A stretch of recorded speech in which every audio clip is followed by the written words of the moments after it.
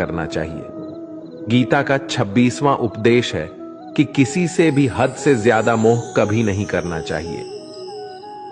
जिससे भी आप सबसे ज्यादा मोह लगाओगे, देखना वो आपको अवश्य रुलाएगा। मोह की वजह से ही आप किसी के पीछे मरते रहते हैं। मोह की वजह से ही आपको कई बार अपमान भी सहना पड़ता है, और कई लोगों को मोह की वजह से ही अपना अपमान दिखता भी नहीं है कि सामने वाला मेरी इज्जत तक नहीं कर रहा और मैं इसके पीछे मरा जा रहा हूं। वो आपकी आंखों पे ऐसी पट्टी लगा देता है कि आपको सच और झूठ दिखाई ही नहीं देता। आपको किसी इंसान का चेहरा दिखाई नहीं देता। आप जो देखते हैं, जो सुनते हैं, उसी पर यकीन करने लगते हैं, फिर चाहे आपको कितना ही दर्द मिल रहा हो। अगर आप किसी इंसान को ठीक से समझना चाहते हैं, उसकी सच्चाइयों को जानना चाहते हैं, तो उसके लिए बहुत जरूरी है कि आप उसके मोह से जल्द बाहर आ जाएं। आपका मोह आपको दुख देता है। जिस दिन मोह खत्म, उस दिन आपको किसी भी रिश्ते से कोई दुख नहीं मिल सकता, क्योंकि आपको फिर कोई फर्क ही नहीं पड़ेगा। गीता का 25वां उपदेश यह है कि आप वो मत करो जो सभी करते हैं, बल्कि वो करो जो आपके लिए सही है। स्वधर्मम निधनम श्रेय भारत धर्मो भयावह। श्री कृष्ण ने अर्जुन से कहा कि एक जो तेरा कर्तव्य है, जो तेरे लिए सही है, जो तुझे करना चाहिए वो कर तू। कभी भी वो काम मत कर जो दुनिया कर रही है। क्योंकि अर्जुन श्री कृष्ण से कहने लगा कि ऐसे भयंकर युद्ध में पढ़ने से अच्छा है कि मैं सन्यासी बन जाऊं। तो श्री कृष्ण ने अर्जुन से कहा कि सन्यासी बनना तेरा कर्म नहीं है, तेरा धर्म नहीं है, क्षत्रिय है तू। कर्म और तेरा धर्म यही है कि तू अधर्म का नाश कर, धर्म की रक्षा कर। ऐसे ही हर इंसान का एक अलग कर्तव्य होता है, एक अलग ही मार्ग होता है। तो कभी भी उस मार्ग पर मत जाना जहां सारी भीड़ जा रही हो।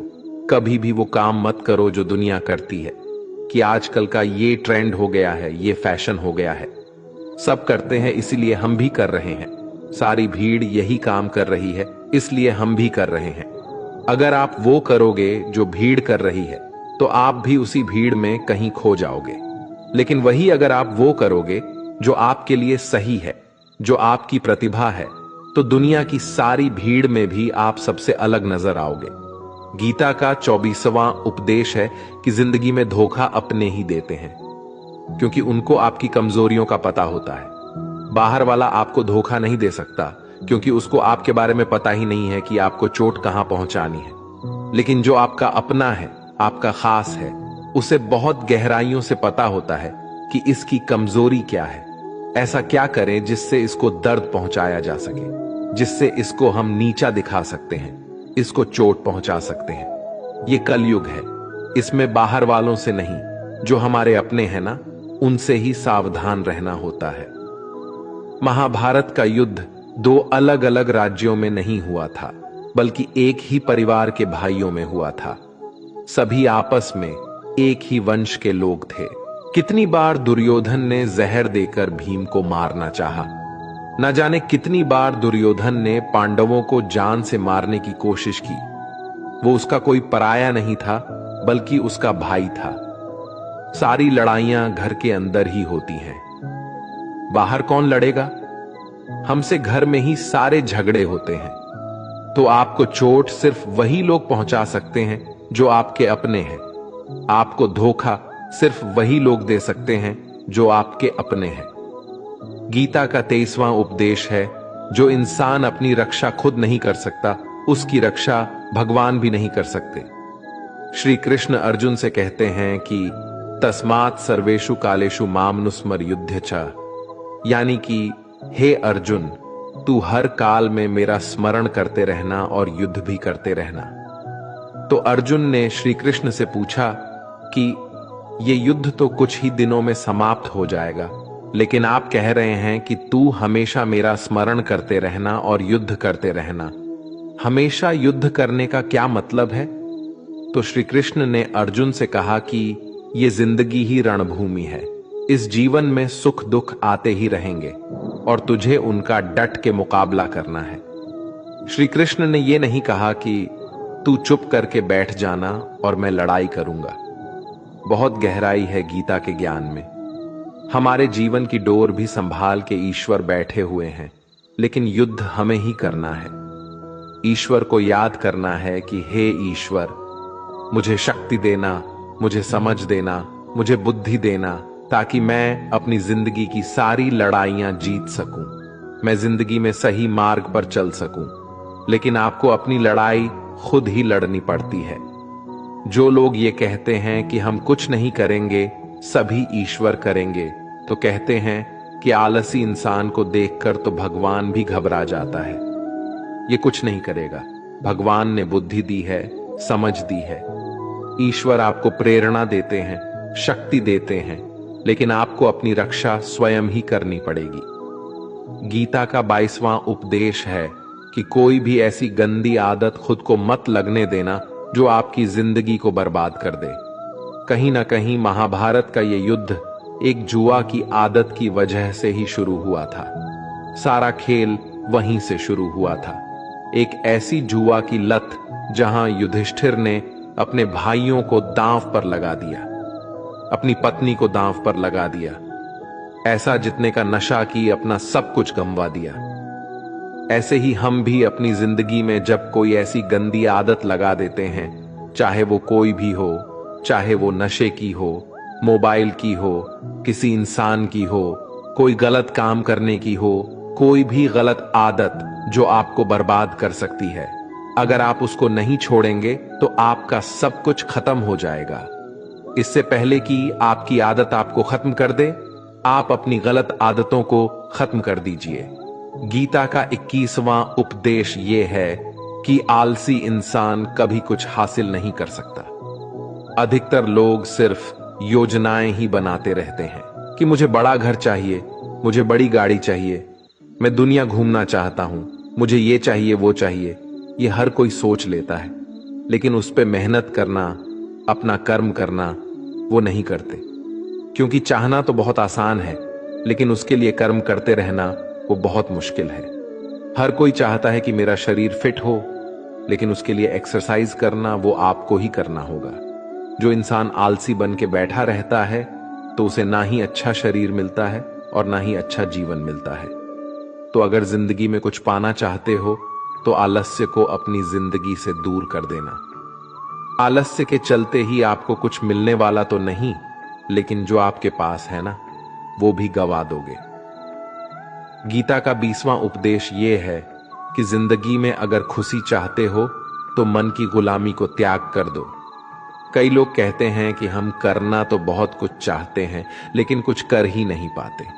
पता भी सब कुछ है कि क्या करने से हमारी जिंदगी बेहतर हो सकती है, क्या चीज है जो हमको नुकसान पहुंचा रही है, लेकिन फिर भी कुछ कर नहीं पाते। समझते सब कुछ है, लेकिन समझकर भी, चाहकर भी कुछ कर ही नहीं पाते। वो इसलिए होता है क्योंकि आप अपने मन के गुलाम बन चुके हो। लोग तो अपनी जीभ का भी स्वाद तक नहीं छोड़ पाते। फिर कहते हैं कि हम पतले नहीं हो पाते, फिट नहीं हो पाते, सक्सेस नहीं मिल रही है, क्योंकि जो आपको करना चाहिए आप वो करते ही नहीं हैं। आपका मन सब कुछ समझकर भी आपको वो करने ही नहीं देता। इसलिए जिंदगी में अगर आगे बढ़ना है तो अपने मन के अनुसार चलना छोड़ दो। जो आपके लिए सही है वो ही आपको करना चाहिए। गीता का 19वां उपदेश यह है कि जो आपका है वो आपको मिल के ही रहेगा, और जो नहीं मिला है उसके लिए रोना छोड़ दो। आप जिसके लिए जितना रोगे वो चीज आपसे उतना ही दूर चली जाएगी, और जो चीज आपकी सच में है वो कहीं ना कहीं से आपके पास जरूर पहुंच जाएगी। इसलिए जो आपको जिंदगी में हासिल नहीं हो रहा है, हासिल नहीं हुआ है, उसका पछतावा करना, उसके लिए रोना आपको बिल्कुल बंद कर देना चाहिए। गीता का 18 उपदेश ये है, आप संसार में जितना प्रेम लगाओगे उतना ही जीवन में दुख और पीड़ा का अनुभव करोगे। गीता का 17वां उपदेश ये है कि जिस इंसान को बात बात पर क्रोध आता है, सुख और शांति उसके जीवन में कभी नहीं आ सकते। क्योंकि जो इंसान बहुत ज्यादा क्रोधी होता है उसके सारे मित्र उसे छोड़कर चले जाते हैं। वो अपने मन में भी दर्द में ही जीता रहता है, तकलीफों में जीता है।